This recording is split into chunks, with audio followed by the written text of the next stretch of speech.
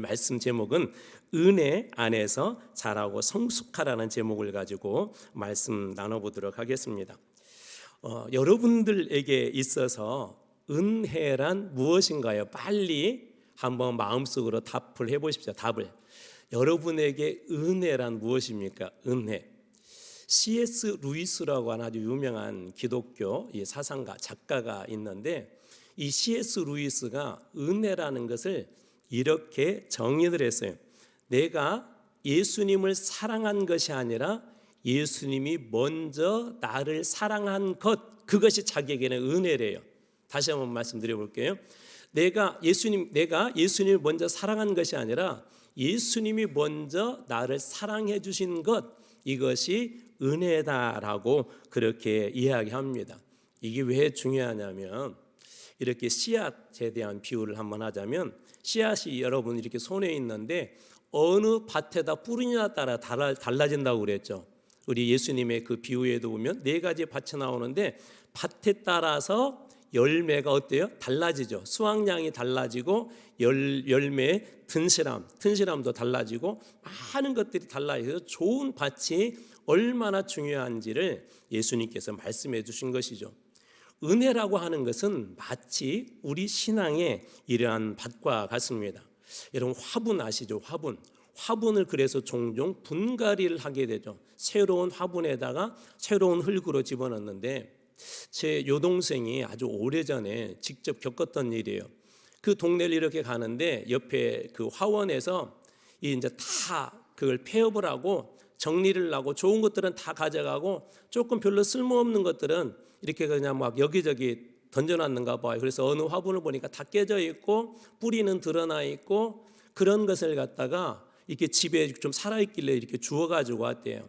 주워가지고 와가지고는 예쁜 화분에다가 흙을 담고 이렇게 거기에다가 심고 아침 저녁으로 물을 주고 잘 보살펴줬더니 세상에 이렇게 버려진 그런 꽃나무에서 예쁘게 꽃이 이렇게 피었다는 거예요.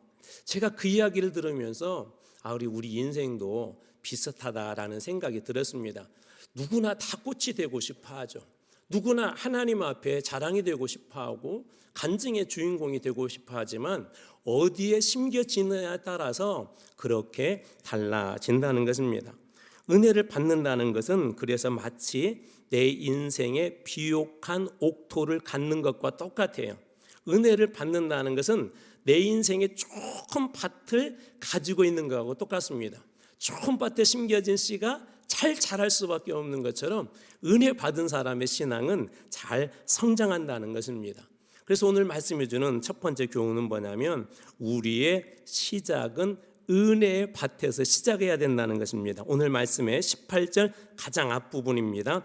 오직 우리 주 곧 구주 예수 그리스도의 은혜와 오직 우리 주 곧 구주 예수 그리스도의 은혜와, 이 말씀은 우리의 신앙이, 우리가 보통 제가 결단을 내서 내가 예수 믿기로 작정을 해서 교회 나가기로 내가 마음을 먹어서 먼저 예수를 믿은 것처럼 우리는 그렇게 생각하지만 결실이나 어떤 결심이나 노력에서 시작된 것이 아니라 하나님의 은혜로 구원의 시작, 우리의 모든 삶의 믿음의 여정이 시작되었다고 그렇게 말씀해 주시는 거예요. 은혜라고 하는 말은 헬라어에서 카리스라고 하거든요. 카리스라고 하는데 그 뜻이 뭐냐면 이런 뜻이 있어요. 값없이 주어진 선물. 그러니까 은혜는 너무나도 감사한 것은 농부들이 좋은 그런 농사를 짓고 싶다면 좋은 땅을 구하잖아요. 빌리기도 하고 사기도 하잖아요. 그러면 뭐가 들어가죠? 농사를 안 지어봐서 잘 모르신가요? 돈이 들어가죠, 돈이. 왜냐하면 그걸 사거나 임대하려면 돈이 들어간단 말이에요. 그런데 하나님께서 우리에게 주신 은혜라고 하는 것은 값없이 주시는 선물이래요. 값없이 주시는 선물이니까 이 은혜의 밭은 얼마나 좋은 것입니까? 우리도 역시 바로 이런 값없이 주시는 선물 속에 어느 누구나 다 받을 수 있는, 시작할 수 있는 그런 은혜를 하나님께서 우리들에게 주셨다는 것입니다. 초대교회가 로마 시대 때 많이 어려웠죠. 핍박과 박해 중에서도 이 모든 것들을 이겨낼 수 있었던 아주 중요한 이유가 있는데 바로 이 은혜 때문이었습니다. 무엇보다도 하나님께서 나를 선택해 줬다는 것, 하나님께서 우리를 예정해 줬다는 그러한 신앙들은 그들에게 엄청 큰 힘이 되었을 거예요. 에베소서 1장 4절입니다. 곧 창세전에 그리스도 안에서 우리를 택하사, 이미 창세전에요 하나님께서 우리를 미리 택하셨대요. 우리로 사랑 안에서 그 앞에 거룩하고 흠이 없게 하시려고 창세전에 우리를 그게 택하셨을 뿐만 아니라 5절 말씀은 이렇게 이어집니다.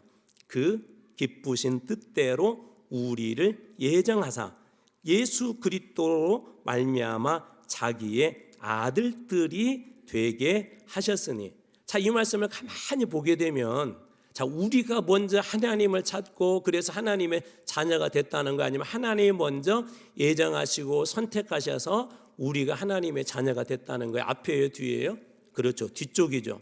하나님께서 우리를 선택해 주시고 창세전에 선택해 주시고 기쁘신 뜻대로 우리를 예정하여 주셔서 우리를 먼저 하나님께서 우리에게 그렇게 찾아오셨다는 것입니다. 바꿔서 이야기하면 우리가 하나님을 먼저 찾은 것이 아니라 하나님께서 우리를 먼저 찾으셨다는 거예요. 이걸 잊으면 안 돼요.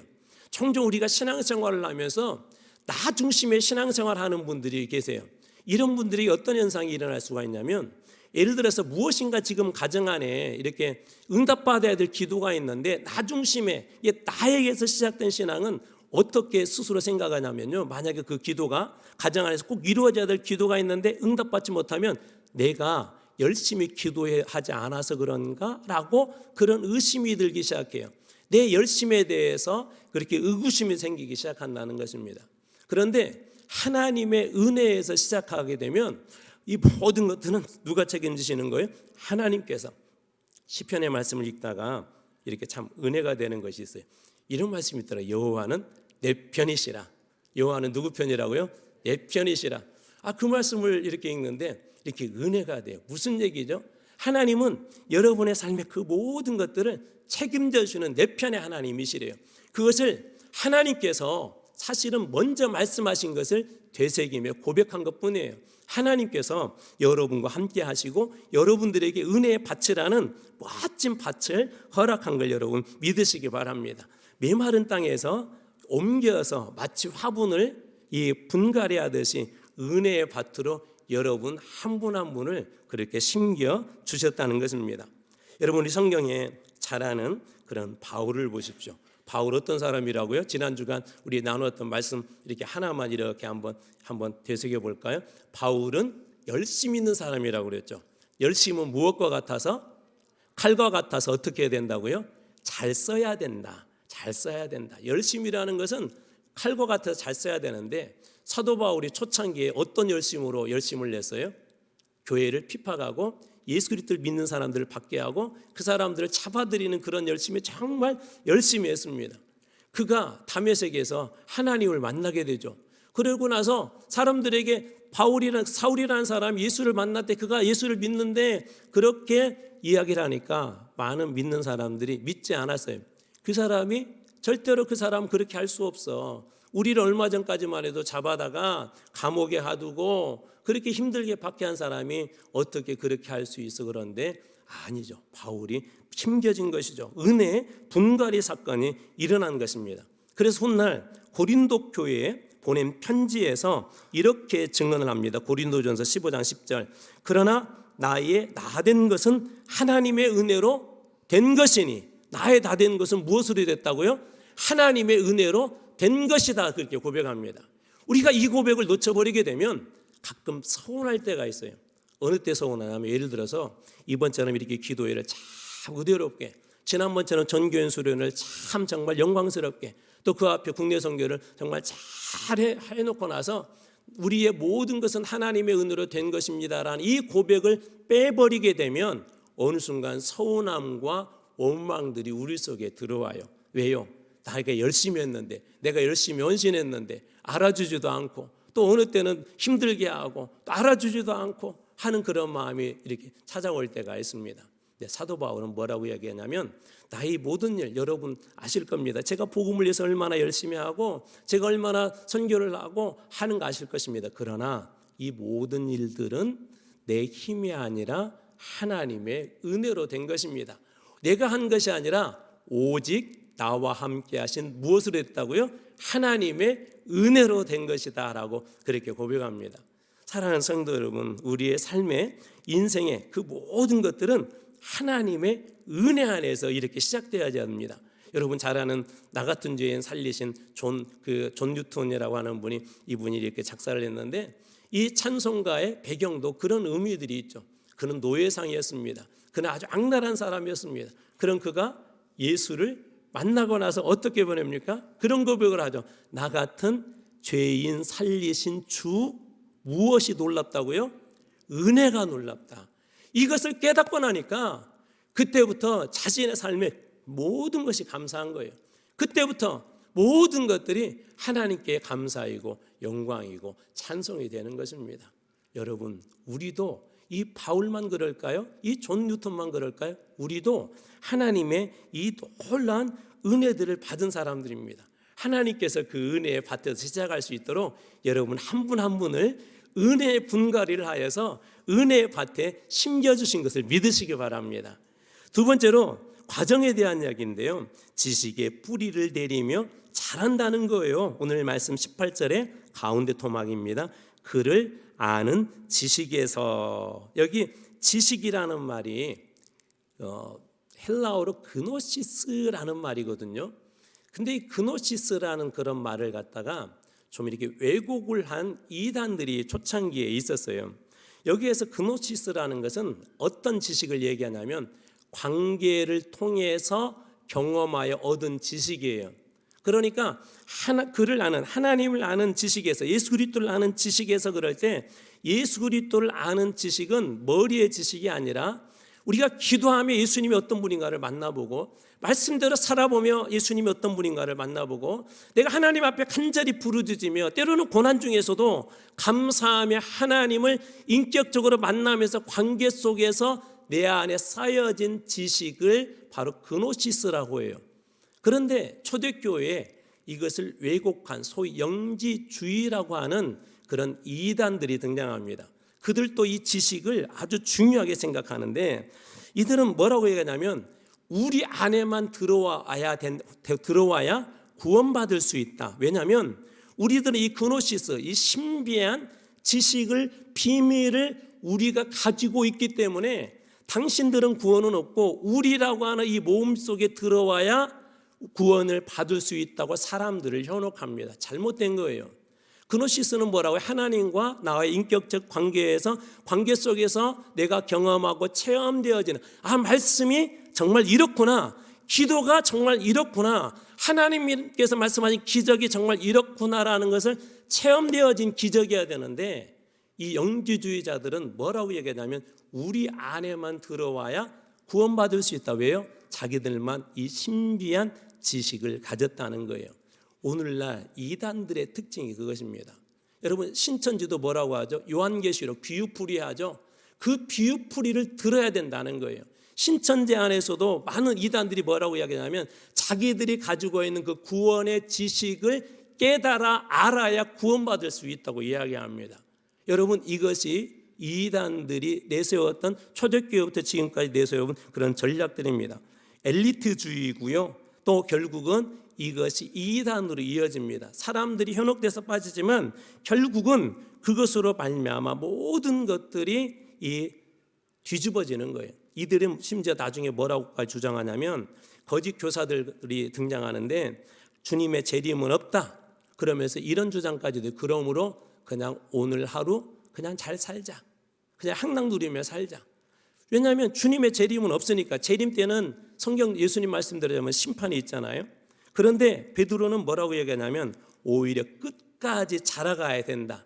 우리가 열매 맺을 때까지 자라가야 된다. 신앙이라는 것은 점점 더 자라가야 된다고 그렇게 이야기합니다.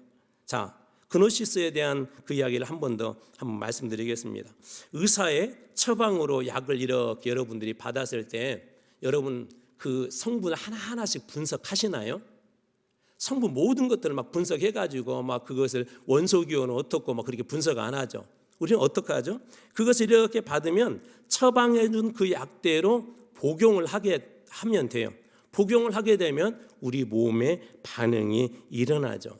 그노시스라는 건 그런 거예요. 하나님께서 말씀해 주실 때 그 말씀을 우리가 일일이 분석하는 게 아니라 그 말씀을 순종하며 받아들일 때 그 말씀이 우리 삶 속에서 이 삶의 변화와 그런 작동들을 만들어낸다는 것입니다. 그럴 때 우리가 성장하는 거예요. 그래서 우리가 어떻게 은혜 안에서 뿌리를 내리고 성장할 수 있을까? 첫 번째로는 말씀이라고 하는 물이 필요해요. 말씀. 다시 말씀드려요. 말씀은 모든 신앙의 기초예요. 여러분들이 말씀을 멀리하고 내가 직분을 감당하고 또 하나님께서 주신 은혜 속에 살고 싶다. 그것은 정말 어려운 일이에요. 여러분, 우리 몸에도 필수 영양분들이 있죠. 정말 중요한 영양분들, 기초 영양분들이 있는데 그것들이 채워지지 않으면요, 다른 것들이 많아도 별 의미가 없어요. 가장 기초적인 것들이 채워져야 되는데 말씀은 바로 그런 것들입니다. 마치 밭에 뿌려진 그런 씨앗, 심겨진 그 씨앗에 물을 뿌려주면 습기를 적당히 머금게 되고 싹이 나고 자란 것처럼 하나님의 말씀으로 날마다 우리의 삶도 그렇게 적셔야 된다는 거예요. 여러분들에게 한번 질문해 봅니다. 여러분들은 매일 어떻게 하나님의 말씀으로 여러분의 삶을 적시고 계시나요? 하나님의 그 말씀이 매일매일 여러분 뿌려지고 그 안에 적셔질 때 여러분들도 은혜 안에서 잘 성장하고 자라는 그런 은혜 여정에 동참하게 될 줄로 믿으시기 바랍니다. 말씀 없이는 잘할 수 없어요. 지난번에 디모데에 대한 이야기 했잖아요. 어렸을 때부터 네가 성경을 알았나니. 이 디모데와 같은 사람도 어렸을 때부터 그 말씀을 통해서 그의 육체만 자라는 것이 아니라 신앙에 자라고 그의 신앙이 성숙해져 갑니다. 여러분, 그러므로 매일매일 말씀 만나십시오. 우리 교회는 아주 중요한 두 가지를 하고 있죠. 매일매일 여러분들에게 1년 1도 갈 수 있도록 말씀을 보내드려요. 읽기 힘들으면 링크라도 눌러서 그 말씀을 들으시면 돼요. 두 번째로 매일매일 새벽 기도에 또 못 나오시는 분들을 위해서 데일리 브레드 읽으면 한 1분 30초면 읽습니다. 그 말씀 속에서라도 어떻게든지 좀 살아봐라고 여러분들이 그렇게 하는 거예요. 여러분들에게 성경 66권을 다 가르치고 싶은 그 욕심은 왜 그러냐면 하나님 말씀만이 우리를 살릴 수 있기 때문에, 하나님 말씀만이 우리의 신앙을 성장할 뿐만 아니라 성숙하게 할 수 있기 때문에 여러분들 힘들지만 이렇게 한번 해봅시다라고 여러분들에게 도전한 것입니다. 여러분 꼭 매일매일 말씀 속에 들어갈 때 여러분의 신앙이 자라고 성숙하고 좋은 열매 맺는 하나님의 사람들 되시길 주님으로 축원합니다. 두 번째로는 어떻게 뿌리를 내릴 수 있을까? 기도라는 호흡이 필요해요. 기도라는 호흡. 기도를 통해서 하나님을 경험하는 거죠. 아까 그노시스는 뭐라고요? 관계적, 인격적 만남을 통해서 내가 얻게 되는 경험. 사람을 만나고 또 어떤 나무를 만나고 꽃을 만나면 경험이라는 게 생기죠. 경험이라는 게 여러분 생기지 않습니까? 여러분 마찬가지로 우리가 기도할 때 우리는 신앙의 깊은 뿌리를 내릴 수가 있어요. 왜 그렇죠? 기도하는 곳에 누가 계세요? 하나님이 계시기 때문에 그렇습니다. 주님이 역사하시기 때문에 그렇습니다.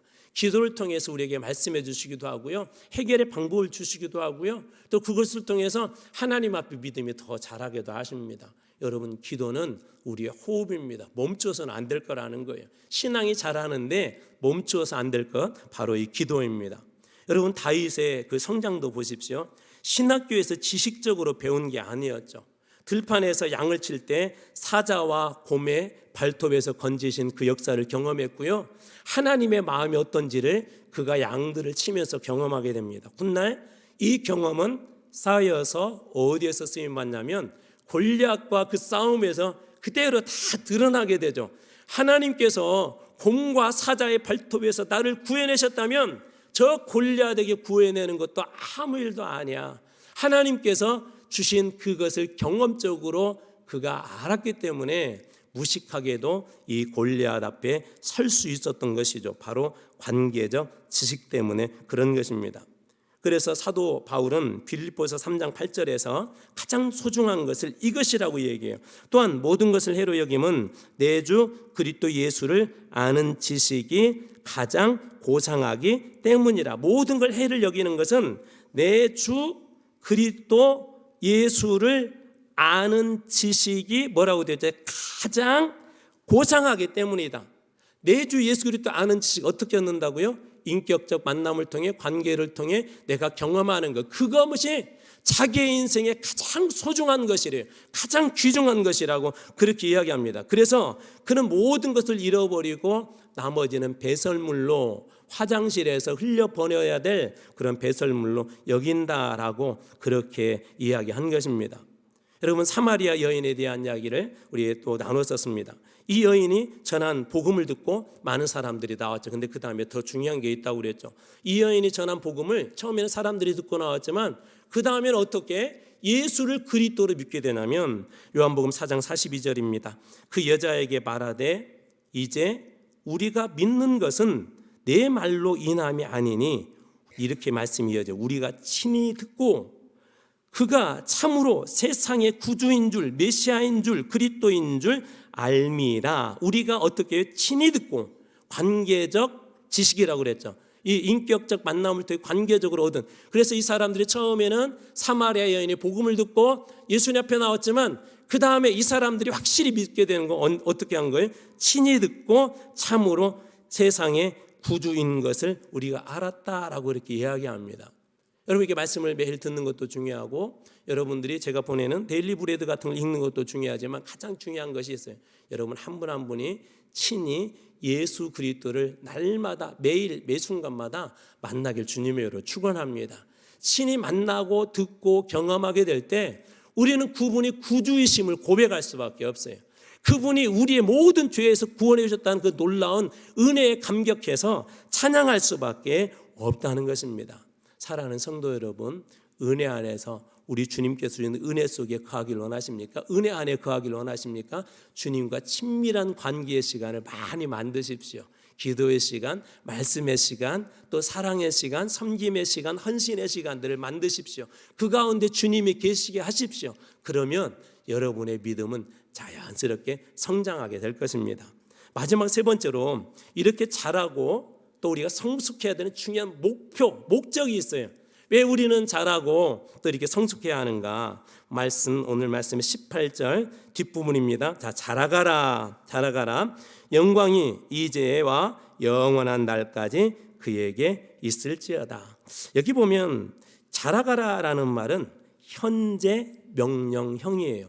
자, 여러분들에게 제가 성경에서 명령형은 어떤 의미가 있다고 혹시 이야기했죠? 생명과 같다는 말씀을 드려요. 생명과 같다. 그래서 어떻게 꼭 우리가 지켜야 된다는 것이죠. 자, 자라가라. 명령형이라고 했어요. 현재 명령이라고 그랬어요. 그러니까 지금 이 순간에도 너희들의 믿음이, 너희들의 신앙이, 너희가 하나님 앞에 드려지는 헌신이 자라가야 한다라고, 그렇게 해야 그것이 바로 생명이고 그러지 못하면 죽음이다라고 주님께서 그렇게 이야기하시는 거죠. 언제까지? 영광의 날까지. 하나님의 그 영광의 날까지, 우리의 인생 하나님의 영광이 이 세상에 드러날 그때까지 이 멈추어서는 안 된다는 것입니다. 우리 집에도 각각 이런 어떤 식물들이나 또 이렇게 그 과일나무 심으신 분들 계실 거예요. 여러분 왜 심죠? 대부분은 관상용보다는 많은 분들은 거기에서 뭔가 열매가 맺혀지기를 기대하죠. 열매가 맺혀지기를 기대해요. 다시 말하자면 식물도 그런 목표가 있는데 열매를 맺는 것입니다. 그 열매가 뭐냐면 자라가서 하나님의 그 영광을 드러내는 거예요. 여러분, 그런데 우리가 늘 그렇게 가면 괜찮은데 그렇지 않을 때가 있어요. 아무리 사과를 잘 키워놔도 막 바람이 불고 태풍이 불면 이 과일들이 떨어지기도 하고요. 가을 농사를 들판에 잘 지어놔도 한번 휩쓸고 가면 이 벼들이 다 쓰러지기도 합니다. 우리 신앙에도 그런 것 같아요. 성장의 과정에 찾아오는 이런 고난의 태풍들, 그런 비바람들이 우리들에게도 있습니다. 그런데 그때 잘해야 될 것이 있어요. 인내하고 견뎌낼 때 하나님은 그 고통과 그런 성장통 속에서 더 큰 은혜로 채워줄 것입니다. 사도 바울이 이런 고백을 해요. 고린도후서 12장 9절입니다. 나에게 이르시기를 내 은혜가 내게 족하도다. 이는 내 능력이 약한 데서 온전하여짐이라 하신지라. 나에게 이르시되 내 은혜가 되게 족하다. 무슨 얘기냐면요, 엄마 배고파 죽겠어요. 엄마 너무나 배고파요. 그렇게 어떤 아이가 이야기하는데 아니 충분해 그렇게 이야기하면 아이의 입장에서는 어떤 마음이 들겠죠? 좀 서운하겠죠. 아이 입장에서는 서운할 거예요. 하나님 앞에 바울이 그렇게 기도한 거예요. 하나님, 저 너무 힘들어요. 저 가시 때문에 너무 힘들어요. 육체의 가시 때문에 바울이 너무 힘들었는데 하나님 앞에 기도했더니 하나님이 뭐라고 말씀하시냐면 내 은혜가 내게 족하다. 이미 풍족하다. 가시 보지 말고 은혜 바라는 거예요. 가시에 휩싸이지 말고 은혜 속에서 자라가라고 그렇게 이야기합니다. 여러분 이처럼 때때로 은혜 속에 사는 사람들은 이 가시도 은혜가 되는 거예요. 여러분 언제 정말 기도가 간절하셨어요? 한번 빨리 머릿속에 생각해 보세요. 언제 하나님 앞에 정말 기도가 간절하셨어요? 언제 하나님 앞에 여러분 진실하셨어요? 언제 하나님 앞에 정말 진심으로 언제 기도하셨습니까? 가만히 뒤돌아보면 우리의 인생의 가시, 폭풍, 힘들게 하는 어떤 사람, 어떤 문제들 있을 때 하나님 앞에 정말 간절히 기도하지 않았습니까? 하나님의 살아계심을 보여달라고 그렇게 간구하지 않았습니까? 사랑하는 성도 여러분 기억하십시오. 여러분의 간구를 하나님은 버리지 않습니다. 왜요? 여러분들 이미 메마른 땅에서 은혜의 밭에 심겨 주었기 때문에 때를 따라 비를 내려주시고 때를 따라 가까우신 하나님의 손길이 있기 때문에 때때로 태풍이 불어와서 흔들 수는 있지만 반드시 그 주인의 손길 아래서 은혜의 밭에서 열매 맺는 날이 반드시 오게 될 줄로 믿습니다. 철로 역정의 마지막 부분에 이 크리스찬이 죽음의 강을 딱 만나요. 이 죽음의 강만 딱 건너가게 되면 이제 저 천성에 도달할 수 있는데 죽음의 이 강 앞에서 그가 좌절합니다. 나는 건널 수 없어. 나는 끝났어. 그런데 그 옆에서 소망이 그렇게 이야기합니다. 형제님 두려워하지 마십시오.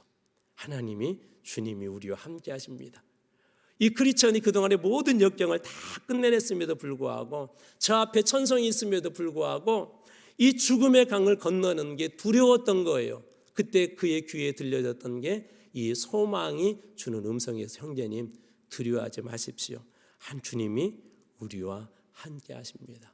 이 소망의 이야기를 듣고 크리스천은 이 죽음의 강을 무사히 건너 하나님 나라의 천성에 도달하게 되고 도달하는 순간 천군천사들이 나팔을 불며 그를 이렇게 영접합니다. 하나님 나라에 그는 마침내 이르게 되죠. 사랑하는 성도 여러분, 우리 인생의 여정도 그런 것 같아요. 분명한 사실은 여러분들이 오늘 주님 안에 있다면 여러분은 더 이상 메마른 인생 속에 버려진 게 아니라는 거예요. 메마른 인생처럼 버려진 화분처럼 길거리에 한때는 뒤둥글고 있었지만 주인 되신 하나님께서 그것을 가장 좋은 은혜의 밭으로 여러분을 옮겨주신 것을 믿으십시오. 여러분 한 분 한 분도 하나님께서 옮겨주신 거예요. 그리고 지금도 주님께서 여러분 한 분 한 분이 잘 자랄 수 있도록 우리들에게 많은 것들을 허락하시고 때를 따라 은혜의 담비로 축복의 담비로 하나님께서 부어주신 것도 믿으시기 바랍니다.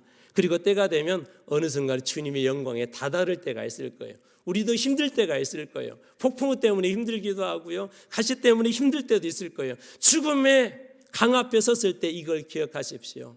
주님이 여러분과 함께 하십니다. 주님께서 여러분을 붙잡아 주십니다. 힘들고 어렵지만 반드시 이 강을 건너 천성에 여러분 도달할 수 있도록 우리 주님께서 인도해 주실 줄로 믿습니다. 사랑하는 성도 여러분, 우리 한 주간 한번 은혜 속에 거해보면 어떨까요? 하나님이신 은혜 속에 한 주간 살아내 보십시오. 경험해 보십시오. 그리고 그것을 여러분들이 간증하며 찬송이 넘치는 은혜 안에서 자라고 성숙하는 여러분들 다 되시길 주님의 이름으로 축원합니다. 기도하겠습니다.